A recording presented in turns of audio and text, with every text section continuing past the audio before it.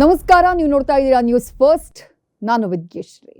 44 ವರ್ಷಗಳ ಸುದೀರ್ಘ ರಾಜಕೀಯ ಪಯಣ ಕಾಂಗ್ರೆಸ್ ಪಕ್ಷದಲ್ಲಿ. ಕಾರ್ಯಕರ್ತನಿಂದ ಹಿಡಿದು ರಾಜ್ಯ ರಾಷ್ಟ್ರ ಮಟ್ಟದಲ್ಲಿ ವಿವಿಧ ಹುದ್ದೆಗಳನ್ನು ಸಮರ್ಥವಾಗಿ ನಿಭಾಯಿಸಿದಂಥ ಅನುಭವ. ಪಕ್ಷದ ಪ್ರಾಮಾಣಿಕ ಕಾರ್ಯಕರ್ತ, ಕಾಂಗ್ರೆಸ್ ಪಕ್ಷದ ಕಟ್ಟಾಳು, ಹಿರಿಯ ನಾಯಕ, ಅಲ್ಪಸಂಖ್ಯಾತ ನಾಯಕ. ನಾನು ಮಾತನಾಡ್ತಾ ಇರೋದು ಕಾಂಗ್ರೆಸ್ನ ವಿಧಾನ ಪರಿಷತ್ನ ಮುಖ್ಯ ಸಚೇತಕರಾಗಿರುವಂಥ ಸಲೀಂ ಅಹಮದ್ ಅವರ ಬಗ್ಗೆ. ಅವರ ರಾಜಕೀಯ ಪಯಣ ಜೊತೆಗೆ ರಾಜ್ಯ ರಾಜಕಾರಣದಲ್ಲಿ ಬೆಳವಣಿಗೆಗಳು, ಸಂಚಲನಕಾರಿ ಬೆಳವಣಿಗೆಗಳು ಏನಾಗ್ತಾ ಇವೆ, ಅದ್ರ ಬಗ್ಗೆ ಅವರನ್ನೇ ಮಾತನಾಡಿಸ್ತಾ ಹೋಗೋಣ. ಸರ್, ಕಾರ್ಯಕ್ರಮಕ್ಕೆ ಸ್ವಾಗತ. ನಮಸ್ಕಾರ. ಹೇಗಿದ್ದೀರಿ ಸರ್? ಚೆನ್ನಾಗಿದೆ. 44 ವರ್ಷಗಳ ಸುದೀರ್ಘ ಕಾಂಗ್ರೆಸ್ನ ಪಯಣ ಸ್ಯಾಟಿಸ್ಫೈಯಿಂಗ್ ಇದೆಯಾ ಸರ್? ತೃಪ್ತಿಕರ ಅನ್ಸುತ್ತಾ ಈ ಜರ್ನಿ ನಿಮಗೆ? ಬಹಳ ಸಂತೋಷ ಇದೆ. ಇತಿಹಾಸರಂಥ ಕಾಂಗ್ರೆಸ್ ಪಕ್ಷದ ಒಬ್ಬ ಕಾರ್ಯಕರ್ತನಾಗಿ ಈ ದೇಶಕ್ಕೆ ಸ್ವಾತಂತ್ರ್ಯ ಕೊಟ್ಟ ಪಕ್ಷ ಕಾಂಗ್ರೆಸ್ ಪಕ್ಷ. ಆ ಪಕ್ಷದ ಸಿದ್ಧಾಂತಗಳನ್ನು ಒಪ್ಪಿ ನಂಬಿ 44 ವರ್ಷ ಪಕ್ಷಕ್ಕೆ ಕೊಟ್ಟಿದ್ದೀವಿ. ನಮ್ಮ ಫ್ಯಾಮಿಲಿ ಯಾರೂ ರಾಜಕಾರಣಿ ಇರಲಿಲ್ಲ. ನನ್ನ ತಾತ ಸ್ವಾತಂತ್ರ್ಯ ಹೋರಾಟಗಾರರು ಮುಸ್ತಫಾ ಅಂತ ಇದ್ದರು. ಅವರ ಸಿದ್ಧಾಂತಗಳ ಜಾತ್ಯತೀತ ವ್ಯವಸ್ಥೆ ಮೇಲೆ ನಂಬಿ ಹಾಗೂ ಕಾಂಗ್ರೆಸ್ ಪಕ್ಷದ ಇತಿಹಾಸ 140 ವರ್ಷಗಳ ಇತಿಹಾಸ ಇದೆ. ಸಮಾಜದ ಎಲ್ಲ ವರ್ಗದ ಜನರ ಹಿತವನ್ನು ಕಾಪಾಡೋದೇ ಕಾಂಗ್ರೆಸ್ ಪಕ್ಷ. ಕಾಂಗ್ರೆಸ್ ಪಕ್ಷದ ಸಿದ್ಧಾಂತ ಸರ್ವರಿಗೂ ಸಮಪಾಲು, ಸರ್ವರಿಗೂ ಸಮಪಾಲು. ಆ ಹಿನ್ನೆಲೆ ಕಾಂಗ್ರೆಸ್ ಪಕ್ಷದಲ್ಲಿ ಕೆಲಸ ಮಾಡ್ಕೊಂಡು ಬರ್ತಾ ಇದ್ದೀವಿ. ಮನೆಯಲ್ಲಿ ಯಾರು ರಾಜಕಾರಣಿಗಳಿರಲಿಲ್ಲ ಅಂತ ಹೇಳಿದ್ರೆ, ಆದರೂ ವಿದ್ಯಾರ್ಥಿ ದೆಸೆನಲ್ಲೇ ನಿಮಗೆ ರಾಜಕಾರಣದಲ್ಲಿ ಆಸಕ್ತಿ ಹುಟ್ಕೊಂಡ್ಬಿಡುತ್ತೆ. ಹೆಂಗೆ ಹುಟ್ಟಿತು, ಏನು ಸ್ಫೂರ್ತಿ ಕೊಡ್ತು ಅಂತ ಹೇಳಿ ಸರ್? 1981ರಲ್ಲಿ ಶೇಷಾದ್ರಿಪುರಂ ಕಾಲೇಜಿನ ವಿದ್ಯಾರ್ಥಿಯಾಗಿದ್ದೆ. ವಿದ್ಯಾರ್ಥಿ ರಾಜಕೀಯ ಬರೋ ಮುಂಚೆ ರಾಜಕೀಯಕ್ಕೆ ಬರ್ತೀವಿ ಅಂತ ಯಾವತ್ತೂ ಕೂಡ ಎನಿಸಿರಲಿಲ್ಲ. ಓಕೆ. ಆ ಕಾಲೇಜಿನ ಎಲ್ಲ ಮುಖಂಡರುಗಳು ಎಲ್ಲ ಸೇರಿ, ಇಲ್ಲ ನೀವು ಕಂಟೆಸ್ಟ್ ಮಾಡಬೇಕು, ಎಲೆಕ್ಷನ್ ಕಂಟೆಸ್ಟ್ ಮಾಡಬೇಕಂತ ನನ್ನ ಮೇಲೆ ಒತ್ತಾಯ ಹಾಕಿದ್ರು. ಆ ಒತ್ತಾಯದ ಮೇರೆಗೆ ಹೀಗೆ ಮಾಡೋಣ ಅಂತೇಳಿ, ಈಗ ಕಾಂಗ್ರೆಸ್ ಫ್ಯಾಮ್ಲಿ ಇತ್ತು. ನನ್ನ ತಂದೆ ತಾಯಿ ಕೂಡ ಕಾಂಗ್ರೆಸ್ನ ಸಪೋರ್ಟರ್ಸ್ ಇದ್ದರು. ವಿಶೇಷ ನನ್ನ ತಾಯಿ ಇಂದಿರಾ ಗಾಂಧಿಯ ದೊಡ್ಡ ಭಕ್ತೆ. ಅದ್ರ ಬಗ್ಗೆ ಸಾಕಷ್ಟು. ಆಮೇಲೆ ಅವರೆಲ್ಲ ಸ್ಫೂರ್ತಿ ಕೊಟ್ಟರು. ನಮ್ಮ ತಂದೆ ತಾಯಿ ಇಬ್ಬರು ಕೂಡ ನಾನು ರಾಜಕೀಯ ಸ್ಟೂಡೆಂಟ್ ಲೀಡರ್ ಆಗಿರುವಾಗ ನಮಗೆ ಸಂಪೂರ್ಣ ಸಹಕಾರ ಬೆಂಬಲ ಕೊಟ್ಟರು. ಯಾಕಂದರೆ ಮನೆಯಿಂದ ಸಪೋರ್ಟ್ ಇಲ್ಲದೆ ಯಾರೂ ಕೂಡ ರಾಜಕಾರಣಕ್ಕೆ ಬರೋಕ್ಕಾಗಲ್ಲ. ಇಡೀ ನನ್ನ ಫ್ಯಾಮಿಲಿ ಮೆಂಬರ್ಸ್, ನಮ್ಮ ಬ್ರದರ್ಸ್ ಇರ್ಬೋದು, ನಾವು ಟೋಟಲ್ 6 ಜನ, ಅದರಲ್ಲಿ ಎಲ್ಲರೂ ಸೇರಿ ನಮಗೆ ಸಪೋರ್ಟ್ ಮಾಡ್ತಾಯಿದ್ರು. ಇಲ್ಲ, ಇದನ್ನು ಒಳ್ಳೆ ಅದೇ ಜೀವನದಲ್ಲಿ ತತ್ವ ಸಿದ್ಧಾಂತ ಇಟ್ಕೊಂಡು ವಿಚಾರಧಾರೆಗಳ ಮೇಲೆ, ಆಮೇಲೆ ಒಂದು ವಿಷನ್ ಇರಬೇಕು ಮತ್ತು ಒಂದು ಮಿಷನ್ ಇರಬೇಕು, ಎರಡೂ ಇಟ್ಕೊಂಡು ಅವಾಗ ಶುರು ಮಾಡಿದ್ದು. ಫಸ್ಟ್ ಕಾಲೇಜ್ NSUನ ಯೂನಿಟ್ ಅಧ್ಯಕ್ಷರಾಗಿ ಕೆಲಸ ಮಾಡಿದೆ. ಮತ್ತು 5 ವರ್ಷ ಕಾಲೇಜಲ್ಲಿ ಸ್ಟೂಡೆಂಟಾಗಿ ಎಲೆಕ್ಟ್ ಮಾಡಿದೆ.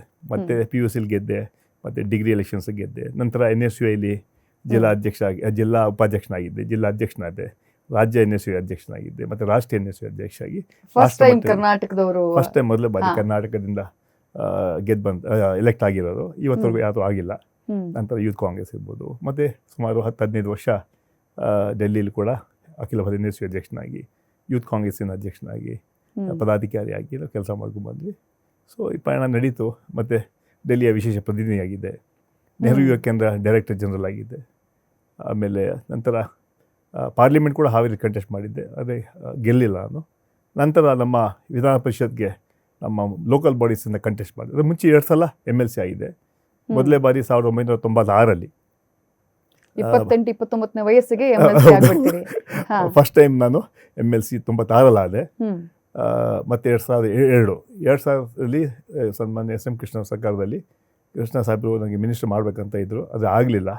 ಅದಕ್ಕೆ ನನಗೆ ಹೇಳಿದ್ರು, Salim, I will give a responsibility in the house of elders, you are the youngest and I want to make your government chief ಅಂತ ಹೇಳಿ ನನಗೆ ಅವಕಾಶ ಮಾಡಿಕೊಟ್ರು. ಆವಾಗ ಮಿನಿಸ್ಟರ್ ಮಾಡಲಿಲ್ಲ ಅವರು. ನಾನು ಆ ಪಾಯಿಂಟಿಗೆ ಬರ್ತೀನಿ ಸರ್. ಅದಕ್ಕಿಂತ ಮುಂಚೆ ನಿಮ್ಮ ಜರ್ನಿಯ ಬಗ್ಗೆ ತಿಳ್ಕೊಳ್ಳುವಂತಹ ಕುತೂಹಲ. ರಾಷ್ಟ್ರೀಯ ಅಧ್ಯಕ್ಷರಾಗ್ತೀರಿ ನೀವು NSUನಲ್ಲಿ, ನೀವು ಅದನ್ನು ಉಲ್ಲೇಖ ಮಾಡಿದ್ರಿ. ಆನಂತರ ಯೂತ್ ಕಾಂಗ್ರೆಸ್ನ ಲೀಡರ್ಶಿಪ್ನೂ ಕೂಡ ತೆಗೆದುಕೊಳ್ತೀರಿ.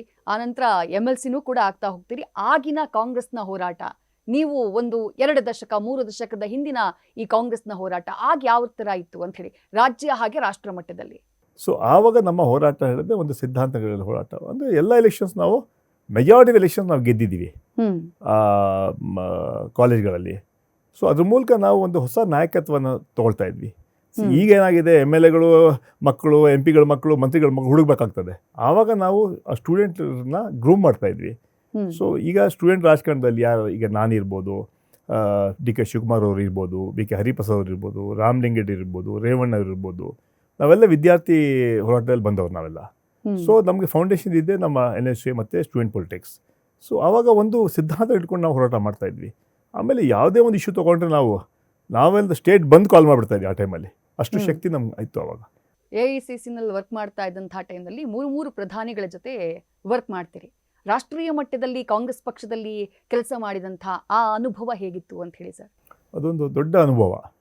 ಯಾಕಂದ್ರೆ ನಾನು ಡೆಲ್ಲಿ ಆಲ್ ಇಂಡಿಯಾ ಯೂನಿವರ್ಸಿಟಿ ಅಧ್ಯಕ್ಷನಾಗಿ ಹೋದ ನಂತರ ಡೆಲ್ಲಿ ಯೂನಿವರ್ಸಿಟಿ ಎಲೆಕ್ಷನ್ಸ್ ಬಂತು. ಸುಮಾರು 10 ವರ್ಷದಿಂದ ನಾವು ಆವಾಗ ABVP ಗೆದ್ದು ಬರ್ತಾಯಿತ್ತು. 1994 ನಾನು ಅಧ್ಯಕ್ಷನಾಗಿದ್ದೆ. 84 ಲಾಸ್ಟ್ ಆಗಿದ್ದು ಅಜಯ್ ಮಕನ್ ಅಂತ ನಮ್ಮ ಈಗ AICC ಟ್ರೆಜರ್ ಆಗಿದ್ದಾರೆ. ಅವರ ಬ್ರದರು ಮಾಖನ್ ಅಂತ ಇದ್ರು, ಅವರು ಬರ್ತಾ ಇಲ್ಲ, ಅವ್ರಿಗೆ ಶೂಟೌಟ್ ಮಾಡಿ ಅವ್ರಿಗೆ ಹಂತಕರು ಗುಂಡು ಕೊಟ್ಟರು. ಸೊ ಅದಾನಂತರ ಇವರದೇ ಲೇಬರ್ ಲೀಡರ್. ಸೊ ಈ ಅಜಯ್ ಮಕನ್ ಅವಾಗ ಕಂಟೆಸ್ಟ್ ಮಾಡುವಾಗ 84 ಗೆದ್ದರು ಅವರು. ಆಗಿದ್ದ ನಂತರ 10 ವರ್ಷ ಗೆದ್ದಿರಲಿಲ್ಲ. ನಾನು ಆಲ್ ಇಂಡಿಯಾ ಅಧ್ಯಕ್ಷ ಆಗುವಾಗ ನನ್ನ ಟೈಮಲ್ಲಿ 2 ಎಲೆಕ್ಷನ್ಸ್ ನಾವು ಗೆಲ್ಸಿದ್ವಿ. After we broke the record. Okay, ರಾಷ್ಟ್ರ ಮಟ್ಟದಲ್ಲಿ ಸಾಕಷ್ಟು ಕೆಲಸಗಳನ್ನು ಮಾಡ್ತೀರಿ. ತುಂಬ ನೋಟಬಲ್ ಅನ್ಸೋದು ಕೋವಿಡ್ ಟೈಮ್ನಲ್ಲೂ ಕೂಡ 18 ಗಂಟೆಗಳ ಕಾಲ ಸತತವಾಗಿ ಕೆಲಸ ಮಾಡ್ತಾ ಇದ್ವಿ ಎವ್ರಿ ಡೇ ಅನ್ನೋದನ್ನು ನೀವೆಲ್ಲೋ ಹೇಳಿದ್ದನ್ನು ಉಲ್ಲೇಖ ಮಾಡಿದ್ದನ್ನು ಕೇಳಿದೆ ಸರ್. ಆ ಅನುಭವದ ಬಗ್ಗೆ ಹೇಳಬಹುದಾ ಅಂತ ಹೇಳಿ? ಯಾರು ಕೂಡ ಆಫೀಸ್ ಹತ್ರ ಬರೋಕ್ಕೆ ಹೆದರ್ತಾಯಿದ್ರು, ಯಾರು ಬರ್ತಾ ಇಲ್ಲ ಹೆದರ್ಕೊಂಡು. ಸುಮಾರು 18 ಗಂಟೆ ಕಾಲ DK ಶಿವಕುಮಾರ್ ಅಧ್ಯಕ್ಷರಾಗಿದ್ದು ಅವ್ರಿಗೆ ಹೆಗಲು ಕೊಟ್ಟು ನಾವೆಲ್ಲ ಸೇರಿ ಪ್ರಾಮಾಣಿಕವಾಗಿ ನಾವು ಆ ಟೈಮಲ್ಲಿ ಕೆಲಸ ಮಾಡಿದ್ವಿ. ಆ ಸಂದರ್ಭದಲ್ಲಿ ಇಡೀ ರಾಜ್ಯ ಸುತ್ತಾಡಿ ನಾವು ಜನರಿಗೆ ಕಿಟ್ಸ್ ಮಾಡೋದು, ವೆಂಟಿಲೇಟರ್ ಅರೇಂಜ್ ಮಾಡೋದು, ಡ್ರಗ್ಸ್ ಅರೇಂಜ್ ಮಾಡೋದು, ಅವ್ರಿಗೆ ಸಾಕಷ್ಟು ಸಹಾಯ ನಾವು ಮಾಡಿದ್ವಿ. ಬಹಳ ಕಷ್ಟಪಟ್ಟು, ಯಾಕಂದರೆ ಇಡೀ ಜೀವನ ಹಂಗನ್ನು ತೊರೆದು ನಾವು ಜನರಿಗೆ ಸೇವೆ ಮಾಡಿದ್ವಿ. ಅದೇ ಒಂದು ಆ ಟೈಮಲ್ಲಿ ಸಹಾಯ ಮಾಡೋಂಥ ಒಂದು ಮಾಡಲೇಬೇಕು, ಜನರ ಕಷ್ಟಕ್ಕೆ ಸ್ಪಂದಿಸಬೇಕು ಅಂತ AICC ಕೂಡ ಡೈರೆಕ್ಷನ್ ಕೊಡ್ತಾಯಿದ್ರು. ಅದ್ರ ಮೂಲಕ ನಾವು ಮಾಡಿದ್ವಿ. ಅದೊಂದು ತೃಪ್ತಿ ತಂದಿದೆ ನನಗೆ. ಅಂತ ಹೇಳಿದ್ರೆ ಆ ಕಷ್ಟ ಕಾಲದಲ್ಲಿ ನಾವು ಕಾಂಗ್ರೆಸ್ ಪಕ್ಷದ ಕಾರ್ಯಾಧ್ಯಕ್ಷನಾಗಿ ನಾನು ಒಳ್ಳೆ ಕೆಲಸ ಮಾಡಿದೆ ಅಂತ ನನಗೆ. ಪಕ್ಷಕ್ಕಾಗಿ ಮಾಡಿದ ಹೋರಾಟಕ್ಕೆ ಸಲೀಂ ಅಹಮದ್ ಅವ್ರ ಮೇಲೆ ಎಷ್ಟು ಕೇಸ್ಗಳು ಬಿದ್ದಿದ್ದಾವೆ ಸರ್? ಸುಮಾರು 15-16 ಕೇಸ್ ಬಿದ್ದುಬಿಡ್ತು.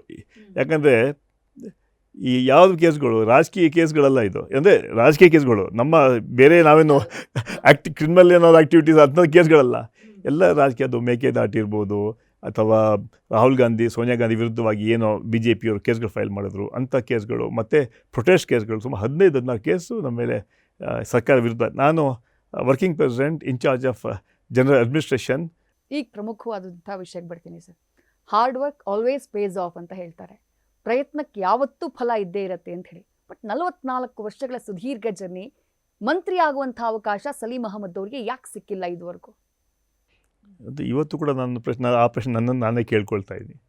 ಯಾಕೆಂತ ಹೇಳಿದ್ರೆ ನಾನು ವರ್ಕಿಂಗ್ ಪ್ರೆಸಿಡೆಂಟು. ನಮ್ಮ ಭಾಗದಲ್ಲಿ ನಾನು ಇನ್ಚಾರ್ಜ್ ಆಗಿದೆ ತುಮಕೂರು, ಚಿತ್ರದುರ್ಗ, ದಾವಣಗೆರೆ, ಹಾವೇರಿ, ಗದಗ್, ಈ ಜಿಲ್ಲೆಗಳಲ್ಲಿ ಸುಮಾರು 52-53 ಸೀಟು, ಅದು ಸುಮಾರು 46 ಸೀಟ್ ನಾವು ಗೆದ್ದಿದ್ದೀವಿ ನನ್ನ ಏನು ಇನ್ಚಾರ್ಜಲ್ಲಿ ನಾವು. ಅದೇ ಮೊದಲೇ ನಮ್ಮ ಎಲೆಕ್ಷನ್ ಯಾವುದು ಅಂತ ಹೇಳಿದ್ರೆ, ನಾನು ವರ್ಕಿಂಗ್ ಪ್ರೆಸಿಡೆಂಟ್ ಆಗಿ ನಮ್ಮ ಮೊದಲೇ ಗೆಲುವಿದ್ದಿದ್ದು ನಮ್ಮ ಹಾನಗಲ್ ಬೈ ಎಲೆಕ್ಷನ್. ಶ್ರೀನಿವಾಸ್ ಮಾನೆಗೆ ನಾವು ಟಿಕೆಟ್ ಕೊಟ್ಟಿದ್ವಿ. ಸುಮಾರು 2 ತಿಂಗಳು ನಾನು ಅಲ್ಲಿ ಕ್ಯಾಂಪ್ ಮಾಡಿದ್ದೆ. 2 ತಿಂಗಳು ನಾನು ಅವರ working president in charge of that elections. 2 ತಿಂಗಳು ಇಟ್ಕೊಂಡು ನಿರಂತರವಾಗಿ ಸುಮಾರು 780 ಅಬ್ಸರ್ವರ್ಸ್ ನಾನು ಅಪಾಯಿಂಟ್ ಮಾಡಿದೆ ನಾನು ಆ ಒಂದು ಅಸೆಂಬ್ಲಿ ಕಾನ್ಸ್ಟಿಟ್ಯೂನ್ಸಿಗೆ. ಬಸವರಾಜ ಬೊಮ್ಮಾಯಿ ಅವರು ಚೀಫ್ ಮಿನಿಸ್ಟರ್, ಪಕ್ಕದ ಕಾನ್ಸ್ಟಿಟ್ಯೂನ್ಸಿ ಮುಖ್ಯಮಂತ್ರಿಗಳು, ಪ್ರಹ್ಲಾದ್ ಜೋಶಿ ಸೆಂಟ್ರಲ್ ಮಿನಿಸ್ಟರು, ಜಗದೀಶ್ ಶೆಟ್ಟರು ಮಾಜಿ ಮುಖ್ಯಮಂತ್ರಿಗಳು, ಸುಮಾರು 15 ಮಂತ್ರಿಗಳನ್ನು ಬೊಮ್ಮಾಯಿಯವರು ಅಲ್ಲಿ ಹಾಕಿದರು. ನಾನು ಹೇಳಿದೆ, ಇವರು 15 ಅಲ್ಲ 50 ಮಂತ್ರಿಗಳು ಹಾಕಿದ್ರು ಕೂಡ ನಾವು ಗೆಲ್ಲಿಸ್ತೀವಿ ನಮ್ಮ ಕಾಂಗ್ರೆಸ್ ಕ್ಯಾಂಡಿಡೇಟ್ನ ಹೇಳಿದ್ವಿ. ಇಡೀ ಅಲ್ಲಿ ಕ್ಯಾಂಪೇ ಮಾಡಿಬಿಟ್ಟು ಬೊಮ್ಮಾಯಿಯವರು. ಆದರೆ ನಾನು ಹೇಳಿದ ಸುಮಾರು 780 ಅಬ್ಸರ್ವರ್ಸ್ ಮಾಡಿ ಪ್ರತಿಯೊಂದು ಬೂತಲ್ಲೂ ಕೂಡ ಮುಖಂಡರನ್ನು ನಾವು ಅಲ್ಲಿ ಅಬ್ಸರ್ವರ್ ಆಗಿ ನೇಮಕ ಮಾಡಿದ್ವಿ. ಸೊ ಆ ಎಲೆಕ್ಷನ್ಸಲ್ಲಿ ಸುಮಾರು 7,000 ಓಟಲ್ಲಿ ನಾವು ಗೆದ್ವಿ. ಅದು ನಮ್ಮದು ಮೊದಲೇ ಗೆಲುವು. ಯಾಕಂದರೆ ಈ ಸರ್ಕಾರ BJP ಸರ್ಕಾರ ಇದ್ದರೂ ಕೂಡ ಬೊಮ್ಮಾಯಿ ಕಾನ್ಸ್ಟಿಟ್ಯೂನ್ಸಿ ಮೊದಲೇ ಎಲೆಕ್ಷನ್ ಬೈ ಎಲೆಕ್ಷನ್ ಅದು. ಪಕ್ಕದಲ್ಲಿ ಅವರ ಅಸೆಂಬ್ಲಿ ಕಾನ್ಸ್ಟಿಟ್ಯೂನ್ಸಿ ಶಿಗಾಂವ್ ಸೌಂಡವರು, ನಾವು ಹಾನಗಲ್ ಎಲೆಕ್ಷನಲ್ಲಿ ನಾವು ಅದನ್ನು ಗೆದ್ವಿ. ಅದರಿಂದ ನಮ್ಮ ದೊಡ್ಡ ಗೆಲುವು. ಅದಕ್ಕೆ ವಿಶೇಷವಾಗಿ ಎಲ್ಲ ಮುಖಂಡರು ಕೆಲಸ ಮಾಡಿದ್ದಾರೆ. ನಾನು ಹೇಳಿದ್ರೆ ಆದರೆ ನಾನು ಇನ್ಚಾರ್ಜ್ ವರ್ಕಿಂಗ್ ಪ್ರೆಸಿಡೆಂಟ್ ಆಗಿ ನಾನು ಜವಾಬ್ದಾರಿ ತೊಗೊಂಡಿದ್ದೆ. ಪತ್ರಿಕೆಯರು ಬರೆದ್ರು, ಏನಂತ ಬರೆದ್ರು, ಈ ಗೆಲುವು ಶ್ರೀನಿವಾಸ್ ಮಾನೆ ಗೆಲುವಲ್ಲ, ಇದು ಸಲೀಂ ಅಹಮದ್ ಅವರು ಗೆಲುವು ಅಂತ ಪತ್ರಿಕೆಗಳು ಕೂಡ ಬರಿತಾಯಿದ್ರು. ಸೊ ಆ ಸಂತೋಷ ಇದೆ. ಫಸ್ಟು ನಾವು ಬ್ರೇಕು. ಜನರಿಗೆ ಕಂಡಿದ್ದು ಪಕ್ಷಕ್ಕೆ ಕಾಣಿಸ್ಲಿಲ್ವಾ ಅನ್ನೋದು ಪ್ರಶ್ನೆ ಸರ್. ನೀವು ಆಗಲೇ ಉಲ್ಲೇಖ ಮಾಡಿದ್ರಿ, ಎಸ್.ಎಂ. ಕೃಷ್ಣ ಅವರ ಅವಧಿಯಲ್ಲಿ 2000 ಇಸ್ವಿನಲ್ಲಿ ಅವರು ಮುಖ್ಯಮಂತ್ರಿ ಆಗಿದ್ದಾಗಲೇ ನಿಮಗೆ ಮಂತ್ರಿ ಆಗುವಂಥ ಅವಕಾಶ ಸಿಗಬೇಕಾಗಿತ್ತು. ಆ ನಿರೀಕ್ಷೆ ಇತ್ತು, ಸಿಗಲಿಲ್ಲ. ಧರಮ್ ಸಿಂಗ್ ಅವರು ಮುಖ್ಯಮಂತ್ರಿ ಆದಾಗ ಅವಕಾಶ ಸಿಗಬೇಕಾಗಿತ್ತು, ಆಗಲೂ ನಿಮ್ಮನ್ನ ಪರಿಗಣಿಸೋದಿಲ್ಲ ಹೈಕಮಾಂಡ್. ಅದಾದ್ಮೇಲೆ ಸಿದ್ದರಾಮಯ್ಯ ಅವರು ಮೊದಲ ಅವಧಿಯನ್ನ ಮುಗಿಸ್ತಾರೆ, 2ನೇ ಅವಧಿ, ಈಗಲೂ ಕೂಡ ಅವಕಾಶ ಸಿಗಲಿಲ್ಲ ಅಂತಂದ್ರೆ ಈಗ ನಿಮ್ಮ ಅಭಿಮಾನಿಗಳು ಅಥವಾ ನಿಮ್ಮನ್ನ ಇಷ್ಟಪಡೋ ಅವ್ರಿಗೊಂದು ಪ್ರಶ್ನೆ ಇರುತ್ತೆ, ಯಾಕೆ ಸಲೀಂ ಅಹಮದ್ ಅವರಿಗೆ ಅವಕಾಶ ಸಿಗಲಿಲ್ಲ ಅಂತ ಹೇಳಿ. ಪಕ್ಷ ಸಂಘಟನೆಯಲ್ಲಿ ದೊಡ್ಡ ಹೆಸರು ಸಲೀಂ ಅಹಮದ್ ಅವರು, ಯಾಕೆ ಪರಿಗಣಿಸಲಿಲ್ಲ ಸರ್? ಆ ಟೈಮಲ್ಲಿ ಗೊತ್ತಾಗಲಿಲ್ಲ. ಆಮೇಲೆ ಎಕ್ಸ್ಪೆನ್ಷನ್ ಮಾಡಿ ಆಯಿತು. ಒಬ್ಬ ಕಾರ್ಯಕರ್ತನಾಗಿ ನಮ್ಮ ಇತಿಮಿತಿಯಲ್ಲಿ ನಾವು ಯಾವತ್ತೂ ಕೂಡ ಲಕ್ಷ್ಮಣ ರೇಖೆ ದಾಟಿರೋದಲ್ಲ. But one thing we can say, our goodness cannot be our weakness. ಯಾವುದು? ಬಟ್ ಸ್ಟಿಲ್ ನಾವೆಲ್ಲ ಪಾರ್ಟಿಯಲ್ಲಿ ಬಂದವರು, ನಾವು ಪಾರ್ಟಿಗೆ ಪಕ್ಷದ ತೀರ್ಮಾನಗಳಿಗೆ ಗೌರವ ಕೊಡೋರು ನಾವು. ಆ ಟೈಮಲ್ಲಿ ಆಗಿತ್ತು. ಮುಂದೆ ಸರಿಯಾಗತ್ತಂತ ವಿಶ್ವಾಸ ಇದೆ. ಓಕೆ, ನಿಮ್ಮ ಜೊತೆಗಿದ್ದಂಥ ಇತರ 3 ಕಾರ್ಯಾಧ್ಯಕ್ಷರು ಯಾರಿರ್ತಾರೋ ಅವರನ್ನ ಪರಿಗಣನೆಗೆ ತೆಗೆದುಕೊಳ್ಳಲಾಗತ್ತೆ ಸಚಿವ ಸ್ಥಾನಕ್ಕೆ. ಸಲೀಂ ಅಹಮದ್ ಅವರನ್ನ ಅಲ್ಲಿ ಕಡೆಗಣಿಸಲಾಗತ್ತೆ ಅಂತ ನಿಮ್ಗೆ ಅನ್ನಿಸ್ಲಿಲ್ವಾ ಸರ್? ಆ ನೋವೇನಾದರೂ ಇದೆಯಾ? ಎಷ್ಟೋ ವಿಚಾರಗಳನ್ನು ಹೇಳಕ್ಕೆ ಸಾಧ್ಯ ಇಲ್ಲ.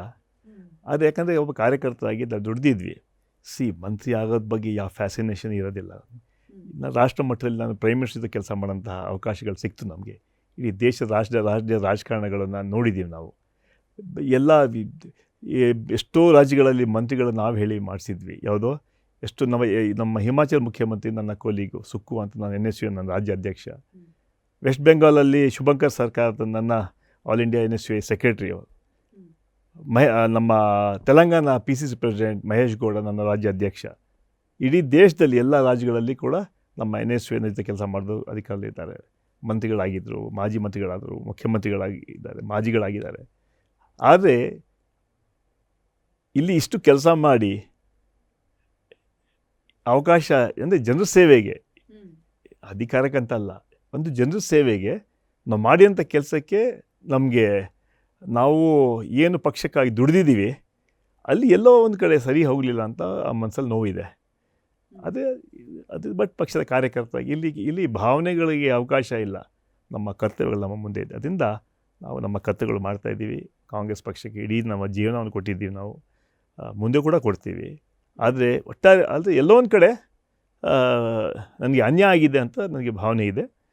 ಆದರೂ ಕೂಡ ನಾವು ಪಕ್ಷದ ಯಾಕೆ ಪ್ರಶ್ನೆನ ಕೇಳಿದೆ ಅಂದರೆ ಸರ್, ಕಾಂಗ್ರೆಸ್ ಪಕ್ಷ ಬಂದಂಥ ಟೈಮ್ನಲ್ಲಿ ಪ್ರತಿ ಬಾರಿ ಅಲ್ಪಸಂಖ್ಯಾತ ಕೋಟ ಅಂತ ಇರುತ್ತೆ, ಸಚಿವರನ್ನಾಗಿ ಮಾಡೇ ಮಾಡ್ತಾರೆ. ಬೇರೆ ಪಕ್ಷದಿಂದ ಇತ್ತೀಚೆಗೆ ಬಂದವರು ಅಥವಾ ಕೆಲ ವರ್ಷಗಳ ಹಿಂದೆ ಬಂದವರು ಅವ್ರಿಗೆ ಮನೆ ಹಾಕಲಾಗತ್ತೆ, ಅವರಿಗೆ ಪ್ರಮುಖ ಪೋರ್ಟ್ಫೋಲಿಯೋ ಕೊಡಲಾಗತ್ತೆ. ಆದರೆ 44 ವರ್ಷಗಳಿಂದ ಪಕ್ಷಕ್ಕಾಗಿ ದುಡಿದಂಥವ್ರು ಸಲೀಂ ಅಹಮದ್ ಅವರು, ಪ್ರಾಮಾಣಿಕವಾಗಿದ್ದಂಥವ್ರು, ಅವರನ್ನ ಸಚಿವ ಸ್ಥಾನಕ್ಕೆ ಪರಿಗಣಿಸೋದಿಲ್ವಲ್ಲ, ಇದು ನಿರ್ಲಕ್ಷ್ಯ ಅಲ್ವಾ ಅಂತ ಹೇಳಿ ನಿಮಗನ್ನಿಸ್ತಾ ಇದ್ರು ನಿಮ್ಮ ಅಭಿಮಾನಿಗಳು ಅಥವಾ ನಿಮ್ಮನ್ನು ಆರಾಧಿಸೋರು, ಅವ್ರಿಗೊಂದು ಇಂಥದ್ದೊಂದು ಪ್ರಶ್ನೆ ಮೂಡಲ್ವ ಸರ್?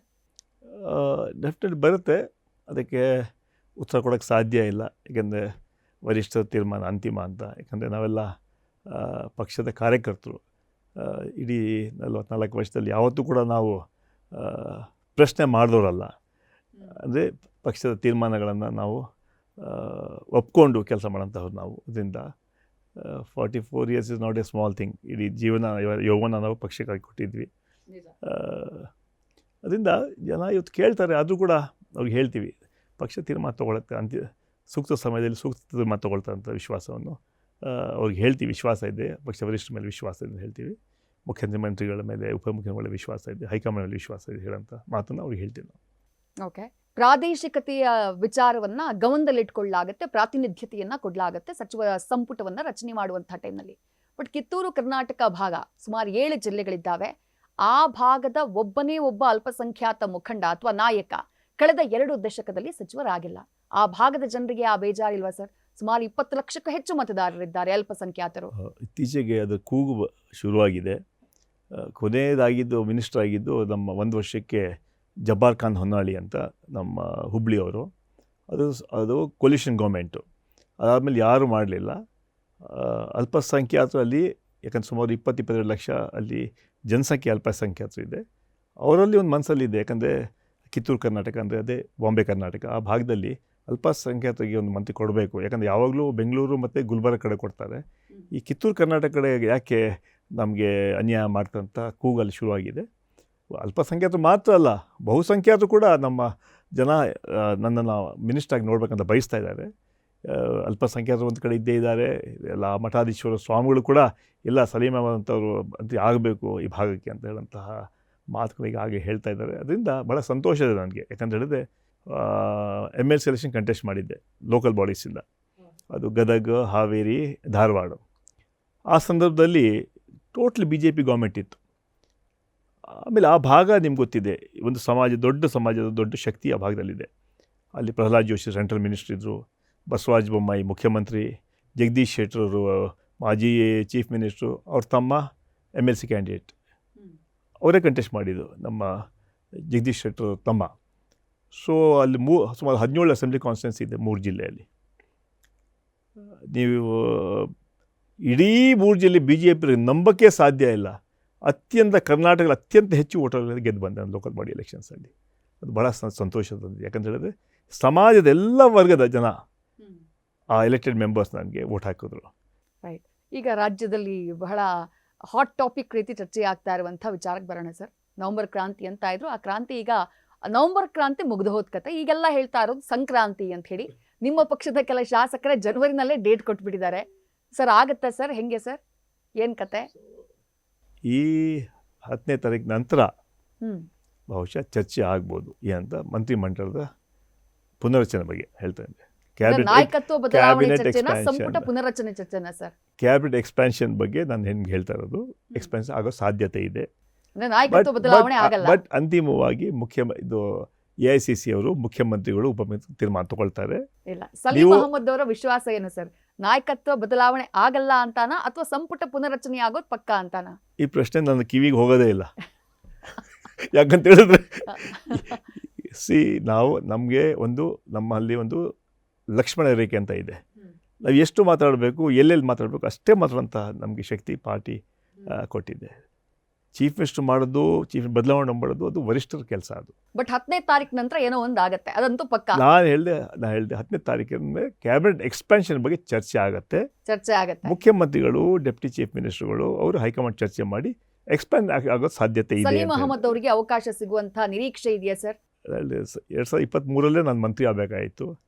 ಆದರೆ ಈಗ ನನಗೆ ಅವಕಾಶ ಸಿಗುತ್ತೆ ಅಂತ ವಿಶ್ವಾಸ ನನಗೆ.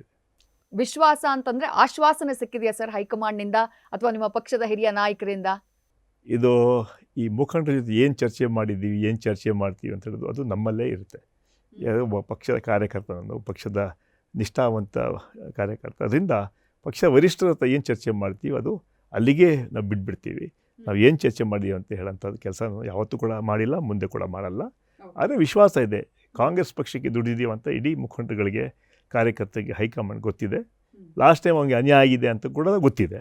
ಅದರಿಂದ ಒಟ್ಟಾರೆ ಈ ಸಲ ಸಿದ್ದರಾಮಯ್ಯ ಸಾಹೇಬರು ಇರ್ಬೋದು, DK ಶಿವಕುಮಾರ್ ಇರ್ಬೋದು, ಮತ್ತು AICC ಅಧ್ಯಕ್ಷರು ಇರ್ಬೋದು, KC ವೇಣುಗೋಪಾಲ್ ಇರ್ಬೋದು, ಹಾಗೂ ಸುರ್ಜೇವಾಲಾ ಇರ್ಬೋದು, ಅಂತಿಮವಾಗಿ ರಾಹುಲ್ ಗಾಂಧಿ ಜೊತೆ ಚರ್ಚೆ ಮಾಡಿ ನನಗೆ ಒಂದು ನ್ಯಾಯ ಸಿಗುವಂತಹ ವಿಶ್ವಾಸ ಇದೆ.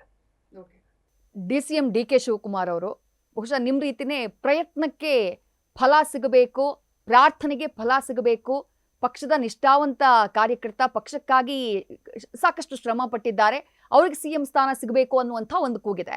ಖುದ್ದು DK ಶಿವಕುಮಾರ್ ಅವರು ಕೆಲವು ವಿಚಾರಗಳನ್ನ ಬಹಿರಂಗವಾಗಿ ಹೇಳಿದ್ದೂ ಇದೆ. ನೀವು ಲಕ್ಷ್ಮಣ ರೇಖೆ ಅಂತ ಹೇಳಿದ್ರಿ, ಆದರೂ ಇದು ಜನರ ಮನಸ್ಸಲ್ಲಿರುವಂಥ ಪ್ರಶ್ನೆ ಸರ್. ಮುಖ್ಯಮಂತ್ರಿ ಇದೇ ಅವಧಿನಲ್ಲಾಗ್ತಾರಾ ಹೇಗೆ ಅಂತ ಹೇಳಿ ಸರ್. ಹೇಗಿದೆ ವಾತಾವರಣ ಕಾಂಗ್ರೆಸ್ ಹೈಕಮಾಂಡ್ ಮಟ್ಟದಲ್ಲಿ? ನೋಡಿ, ನಮ್ಮಲ್ಲಿ ಪ್ರಜಾಪ್ರಭುತ್ವ ಇದೆ, ಡೆಮಾಕ್ರಸಿ ಇದೆ, ಇಲ್ಲಿ ಚರ್ಚೆ ಆಗತ್ತೆ. ಮಲ್ಲಿಕಾರ್ಜುನ್ ಖರ್ಗೆ ಸಾಹೇಬರು, ಕಾಂಗ್ರೆಸ್ ನಮ್ಮ ಅಧ್ಯಕ್ಷರು ಕರ್ನಾಟಕದವರು, ಒಂದು ಹೇಳಿಕೆ ಕೊಟ್ಟರು. ಏನಂತ, ನಾನು ಹೈಕಮಾಂಡ್ ಚರ್ಚೆ ಮಾಡಿ ತೀರ್ಮಾನ ತೊಗೊಳ್ತೀವಿ ಅಂತ ಹೇಳಿದ್ರು. ಎಲ್ಲರೂ ಟೀಕೆ ಮಾಡಿದ್ರು, ಇವರೇ ಅಧ್ಯಕ್ಷರು, ಇವರೇ ಹೈಕಮಾಂಡ್, ಇವ್ರು ಯಾಕೆ ಹೇಳಿದ್ರು ಅಂತ. ಹೌದು. ಆದರೆ ನಾನು ನೆಕ್ಸ್ಟ್ ಡೇ ರಿಯಾಕ್ಟ್ ಮಾಡಿದೆ. ನಮ್ಮಲ್ಲಿ ಸರ್ವಾಧಿಕಾರ ಇಲ್ಲ, ಪ್ರಜಾಪ್ರಭುತ್ವ ಇದೆ, ನಮ್ಮಲ್ಲಿ ಚರ್ಚೆ ಆಗತ್ತೆ. ನಮ್ಮಲ್ಲಿ ಹೈಕಮಾಂಡ್ ಹೇಳಿದರೆ ಕಾಂಗ್ರೆಸ್ ಅಧ್ಯಕ್ಷ ಮಲ್ಲಿಕಾರ್ಜುನ್ ಖರ್ಗೆ ಸಾಹೇಬರು, ಸೋನಿಯಾ ಗಾಂಧಿಯವರು, ರಾಹುಲ್ ಗಾಂಧಿಯವರು ಹಾಗೂ ವರ್ಕಿಂಗ್ ಕಮಿಟಿ ಮೆಂಬರ್ಸ್ ಇರ್ತಾರೆ. ಅವರು ಚರ್ಚೆ ಮಾಡಿ ಅಂತಿಮ ತೀರ್ಮಾನ ತಗೊಳ್ತಾರೆ. ಕೋಗಿಲು ಲೇಔಟ್ನಲ್ಲಿ ಆದಂಥ ಒಂದು ಘಟನೆ. 200 ಮನೆಗಳನ್ನ ಡೆಮಾಲಿಷ್ ಮಾಡಲಾಯಿತು. ಸರ್ಕಾರ ಕಾನೂನಾತ್ಮಕವಾಗಿ ಆ ಕ್ರಮವನ್ನು ತೆಗೆದುಕೊಂಡಿದೆ. ಯಾಕಂದ್ರೆ ಅವರು ಅಕ್ರಮವಾಗಿ ಅಲ್ಲಿ ನೆಲೆಸಿದ್ರು ಅನ್ನುವಂಥ ಕಾರಣಕ್ಕಾಗಿ. ಆದರೆ CWC ಮೀಟಿಂಗ್ ಹೋದಾಗ KC ವೇಣುಗೋಪಾಲ್ ಅವರು ಇಲ್ಲ, ನೀವು ಅವರಿಗೆ ಮಾನವೀಯತೆಯ ದೃಷ್ಟಿಯಿಂದ ಏನೋ ಒಂದು ಪರ್ಯಾಯ ವ್ಯವಸ್ಥೆ ಮಾಡಬೇಕು ಅಂತ ಸಿದ್ದರಾಮಯ್ಯ ಅವರಿಗೆ ಒಂದು ಸೂಚನೆಯನ್ನು ಕೊಡ್ತಾರೆ. ಖುದ್ದು CM ಅದನ್ನ ಒಪ್ಕೊಂಡಿದ್ದಾರೆ. ಅದಾದ ಮೇಲೆ ಪರ್ಯಾಯವಾಗಿ ಮನೆ ಕೊಡುವಂತಹ ಕೆಲಸಕ್ಕೆ ರಾಜ್ಯ ಸರ್ಕಾರ ಮುಂದಾಗಿದೆ. ವಿಪಕ್ಷ ಇದನ್ನ ಏನ್ ಪ್ರಶ್ನೆ ಮಾಡ್ತಾ ಇದೆ ಅಂತಂದ್ರೆ, ರಾಜ್ಯದಲ್ಲಿ ಆಳ್ತಾ ಇರೋರು ಯಾರು ಹಾಗಾದ್ರೆ, ಹೂ ಇಸ್ ದಿ ರೂಲರ್ ಅನ್ನೋದು ವಿಪಕ್ಷಗಳ ಪ್ರಶ್ನೆ ಸರ್. ನಾನು ಹೇಳ್ಬೇಕಂತ ಹೇಳಿದ್ರೆ, ಒಂದು ವಾರ ನಾನು ರಾಜ್ಯದ ಆಚೆ ಪ್ರವಾಸದಲ್ಲಿದ್ದೆ. ಸಂಪೂರ್ಣ ಮಾಹಿತಿ ನನ್ನ ಹತ್ರ ಇಲ್ಲ. ಆದರೂ ಕೂಡ ನಮ್ಮ ಸರ್ಕಾರ ಇನ್ನೆಲ್ಲ ಮಾಡಬೇಕು, ಆ ಎಲ್ಲ ಕೆಲಸ ನಾವು ಮಾಡ್ತೀವಿ. ಯಾರಿಗೆ ಅನ್ಯಾಯ ಆದರೆ ಅದು ಸರಿಪಡಿಸುವಂಥ ಕೆಲಸ ನಾವು ಮಾಡ್ತೀವಿ. ಅದರಿಂದ ಇದಕ್ಕೆ ರಾಜಕಾರಣ ಬೆಳೆಸೋದು ಸರಿಯಲ್ಲ. ಅದೇ ಬಿಜೆಪಿ ಮಾಡ್ತಾ ಇರೋ ಪ್ರಶ್ನೆನೇ ಅದು ಸರ್. ಈಗ ಅತಿವೃಷ್ಟಿ ಅನಾವೃಷ್ಟಿ ಎಲ್ಲ ಆಯ್ತು, ಉತ್ತರ ಕರ್ನಾಟಕ ಭಾಗದಲ್ಲಿ ಮನೆ ಕುಸಿತ ಆದವರಿಗೆ ಇನ್ನೂ ಕೂಡ ಹಲವು ಗ್ರಾಮಗಳಲ್ಲಿ ಮನೆ ಕೊಡುವಂತಹ ಅಥವಾ ಪರಿಹಾರ ಕೊಡುವಂತಹ ಕೆಲಸವನ್ನ ರಾಜ್ಯ ಸರ್ಕಾರ ಮಾಡಲಿಲ್ಲ. ಆದ್ರೆ KC ವೇಣುಗೋಪಾಲ್ ಅವರು ಮಧ್ಯಪ್ರವೇಶ ಮಾಡಿದ್ರು ಅನ್ನುವಂತಹ ಕಾರಣಕ್ಕಾಗಿ ತಕ್ಷಣಕ್ಕೆ ನಿರಾಶ್ರಿತರಿಗೆ 11 ಲಕ್ಷ ರೂಪಾಯಿ ಮೌಲ್ಯದ ಮನೆಗಳನ್ನ ಕೊಡುವಂತಹ ಕೆಲಸ ಬೈಯಪ್ಪನಹಳ್ಳಿಯಲ್ಲಿ ಆಗ್ತಾ ಇದೆ. ಇದನ್ನು ಒಪ್ಕೊಳ್ಳೋದಕ್ಕೆ ಸಾಧ್ಯ ಇದೆಯಾ? ಇದು ಪ್ರಶ್ನೆ ಸರ್. BJP-ಅವ್ರಿಗೆ ನಾನು ಹೇಳ್ಬೇಕಂತ ಹೇಳಿದ್ರೆ, ಅವ್ರಿಗೆ ಮಾನ ಮರ್ಯಾದೆ ಇದ್ದರೆ ಮೊದಲು ಅವರು ಹೇಳಿ ಮಹಾತ್ಮ ಗಾಂಧಿ ಹೆಸರನ್ನು ತೆಗೆದಿದ್ದು ಯಾಕೆ ಅಂತ. ನರೇಗಾ ಕಾರ್ಯಕ್ರಮದಲ್ಲಿ ಇವರು ಮಹಾತ್ಮ ಗಾಂಧಿ ಅಂದರೆ ಮಹಾತ್ಮ ಗಾಂಧಿಯವ್ರ ನಂಬಕ್ಕೆ ಅಲ್ಲ, ಮಹಾತ್ಮ ಗಾಂಧಿಯವ್ರ ಮೇಲೆ ವಿಶ್ವಾಸ ಇಲ್ವಾ? ಇಲ್ಲ ಮಹಾತ್ಮ ಅಂತ ಕರೆಯೋಕ್ಕೆ ಇವ್ರಿಗೆ ಮನಸ್ಸಿಲ್ವಾ? ಇಲ್ಲ ಗೋಡ್ಸೆ ಹೆಸರಲ್ಲಿ ಕಾರ್ಯಕ್ರಮ ಹಾಕೋಂತ ಮಾಡ್ತಾಯಿದ್ರ? ಇವ್ರಿಗೆ ನಾನು ಹೇಳ್ತೀನಿ ಕೇಳಿ, ಇಟ್ಸ್ ಟೂ ಮಚ್. ಈಗ ಪಂಡಿತ್ ಜವಾಹರ್ಲಾಲ್ ಬಗ್ಗೆ ಅವರ ಕಾರ್ಯಕ್ರಮ, ನೆಹರು ಯುವ ಕೇಂದ್ರ ಹೆಸರು ಅದನ್ನು ತೆಗೆದ್ರು. ಇಂದಿರಾ ಗಾಂಧಿ ಹೆಸರುಗಳ ಕಾರ್ಯಕ್ರಮ ಇದ್ದರೆ ಅದನ್ನು ತೆಗೆದ್ರು. ರಾಜೀವ್ ಗಾಂಧಿ ಕಾರ್ಯಕ್ರಮ, ಕೊನೆಗೆ ಮಹಾತ್ಮ ಗಾಂಧಿಗೂ ಬಿಡಲಿಲ್ಲ ಇವರು. ಇಂಥದ್ದೊಂದು ದುರಂತ ಹೇಳಬೇಕು. ಕೇಂದ್ರದಲ್ಲಿ 5 ಜನ ಕರ್ನಾಟಕ ಮಂತ್ರಿಗಳಿದ್ದಾರೆ. ಪವರ್ಫುಲ್ ಮಿನಿಸ್ಟರ್, ರೈಟಲ್ಲಿ ನಿರ್ಮಲಾ ಸೀತಾರಾಮನ್, ಲೆಫ್ಟಲ್ಲಿ ಪ್ರಹ್ಲಾದ್ ಜೋಶಿ, 5 ಕೇಂದ್ರ ಮಂತ್ರಿಗಳು. ಏನು ಮಾಡ್ತಾರೆ ಇವರು? ಕರ್ನಾಟಕಕ್ಕೆ ಅನ್ಯಾಯ ಆಗುವಾಗ ಬಾಯಿ ತೆಗೆದ ಶಕ್ತಿ ಇದೆಯಾ? ಇಲ್ಲಿ ಯಾರೋ ಬಡವರಿಗೆ ಸಹಾಯ ಮಾಡಿದ್ರೆ ಇಡೀ ರಾಷ್ಟ್ರ ಮಟ್ಟದಲ್ಲಿ ಚರ್ಚೆ ಮಾಡ್ತಿರಲ್ಲ, ನಾಚಿಕೆ ಆಗಬೇಕಲ್ಲ ನಿಮಗೆ. What is that you have achieved? 11 ವರ್ಷ ಆಯಿತು. ಇವತ್ತೇನಾದರೂ ಸುಳ್ಳಿಗೆ ಆಸ್ಕರ್ ಅವಾರ್ಡ್ ಕೊಡಬೇಕಾದ್ರೆ ಅದು ಸನ್ಮಾನ್ಯ ನರೇಂದ್ರ ಮೋದಿ ಕೊಡಬೇಕಾಗುತ್ತೆ. ಅಷ್ಟು ಸುಳ್ಳು ಹೇಳಿದ್ದಾರೆ. ನಾನು ಹೇಳ್ತೀನಿ, ಕೇಂದ್ರ ಸರ್ಕಾರ ಕರ್ನಾಟಕ ರಕ್ಷಣೆ ಬರಬಾರ್ದಾ? ಏನಾಯಿತು ಮಾದಾಯಿ, ಏನಾಯಿತು ಮೇಕೆದಾಟು, ಏನಾಯಿತು? ಕರ್ನಾಟಕಕ್ಕೆ ಬರೋಂಥ ಹಣ ಬರಬೇಕಾಗಿತ್ತು. ತರೋಂಥ ಶಕ್ತಿ ಇವ್ರಿಗಿದೆಯಾ? ನರೇಂದ್ರ ಮೋದಿ ಅವ್ರ ಮುಂದೆ ನಿಂತ್ಕೊಂಡು ಹೇಳೋಂಥ ಧೈರ್ಯ ಇವ್ರಿಗಿದೆಯಾ? ಕೊನೆಯ ಪ್ರಶ್ನೆ ಸರ್. 44 ವರ್ಷಗಳ ಸುದೀರ್ಘವಾದಂಥ ಕಾಂಗ್ರೆಸ್ನ ಪಯಣ, ಒಂದು ಗುರಿ ಅನ್ನೋದೇನಾದರೂ ಇನ್ನೂ ಕೂಡ ಉಳ್ಕೊಂಡಿದೆಯಾ ಮಂತ್ರಿ ಸ್ಥಾನದ ಜೊತೆಗೆ ಸಲೀಂ ಅಹಮದ್ ಅವರಿಗೆ? ಈ ಮಂತ್ರಿ ಸ್ಥಾನ ಬಗ್ಗೆ ಅಲ್ಲ, ಜೀವನದಲ್ಲಿ ಒಂದು ಗುರಿ ಇರಬೇಕು. ನಾವು ಇಲ್ಲದೇ ಇರಲಿ, ನಾವು ಕೆಲವು ಹೆಜ್ಜೆ ಗುರುತುಗಳನ್ನು ಬಿಟ್ಟು ಹೋಗಬೇಕು. ಸಲೀಂ ಅಹಮದ್ ಯಾವುದು ಶಾಶ್ವತ ಅಲ್ಲ. ಆದರೆ ಸಲೀಂ ಅಹಮದ್ ಇದ್ದು ಸಲೀಂ ಅಹಮದ್ ಏನು ಮಾಡಿದ್ರು ಅದು ಮುಖ್ಯ. ಇವತ್ತು ನಜೀರ್ ಸಾಬ್ ಇದ್ದರು. ಇವತ್ತು ಕೂಡ ಜನರಿಗೆ ನಜೀರ್ ಸಾಬ್ ಬಗ್ಗೆ ಯಾಕೆ ನೆನೆಸ್ಕೊಳ್ತಾರೆ? ನೀರು ಸಾಬ್ ಅಂತ ಹೇಳ್ತಾರೆ. ಯಾಕಂದರೆ ಜೀವನದಲ್ಲಿ ಕೆಲವು ಹೆಜ್ಜೆ ಗುರುತುಗಳು ಬಿಟ್ಟು ಹೋಗಿದ್ದಾರೆ. ಅದೇ ರೀತಿ ಜೀವನದಲ್ಲಿ ಸಲೀಂ ಅಹಮದ್ ಇಲ್ದಿದ್ರು ಕೂಡ ಜನ ಎಲ್ಲೋ ಒಂದು ಕಡೆ ನೆನೆಸ್ಕೋಬೇಕು, ಇಲ್ಲಪ್ಪ ಸಲೀಂ ಅಹಮದ್ ಅವರು ಒಂದು ಒಳ್ಳೆ ಕೆಲಸ ಮಾಡಿದ್ದಾರೆ, ಅವರ ಕಾಲದಲ್ಲಿ ಇಂಥ ಒಳ್ಳೆ ಕೆಲಸ ಆಗಿದೆ. ಆ ಹೆಜ್ಜೆ ಗುರುತು ಹೋಗುವಂತಹ ದೊಡ್ಡ ಒಂದು ಮನಸ್ಸು ನಮಗಿದೆ. ನಾವು ಪಕ್ಷಕ್ಕೆ ದುಡ್ದಿದ್ದೀವಿ, ಸರ್ಕಾರದಲ್ಲಿ ಅದು ಚೀಫ್ ಕೆಲಸ ಮಾಡ್ತಾಯಿದ್ದೀವಿ. ಆದರೆ ಅಂತಿಮವಾಗಿ ಏನು ಬರೀ ಮಂತ್ರಿ ಹಿಂದೆ ಹೋಗುವಂಥ ಪ್ರಶ್ನೆ ಅಲ್ಲ. ಅದು ಎಲ್ಲೋ ಒಂದು ಕಡೆ ಎಲ್ಲ ಅವಕಾಶ, ರಾಜ್ಯದ ಜನತೆಗೆ ಒಂದು ಒಳ್ಳೆ ಕೆಲಸ ಮಾಡಬೇಕು, ಜನರು ನೆನೆಸ್ಕೊಂಥ ಕೆಲಸ ಮಾಡಬೇಕು. ಯಾಕಂದರೆ ಅಧಿಕಾರ ಯಾರಿಗೂ ಶಾಶ್ವತ ಅಲ್ಲ. ಏನಾಗುತ್ತೆ, ಈಗ ಒಳ್ಳೆ ಕೆಲಸ ಮಾಡಿದ್ರೆ ಎಲ್ಲೋ ಒಂದು ಕಡೆ ಜನ ನಮ್ಮ ಮೇಲೆ ಆಶೀರ್ವಾದ ಮಾಡ್ತಾರೆ, ಇಲ್ಲಪ್ಪ ದೇವರು ಒಳ್ಳೇದು ಮಾಡಲಿ, ಇವನು ಒಳ್ಳೆ ಕೆಲಸ ಮಾಡಿದ್ದಾರೆ ಅಂತ. ಅದು ನಮಗೆ ಬೇಕಾಗಿದೆ. ನಾವು ರಾಜಕಾರಣಿಗಳು ಅಷ್ಟೇ, ನಾವು ಸದ್ಯಕ್ಕೆ ತಾತ್ಕಾಲಿಕವಾಗಿ ಮಾಡೋಕ್ಕೆ ಹೋಗಬಾರ್ದು. ನಮ್ಮ ಇಡೀ ಪ್ರಯಾಣ ನಮ್ಮ ತೆರೆದ ಪುಸ್ತಕ ಥರ ಇರಬೇಕು.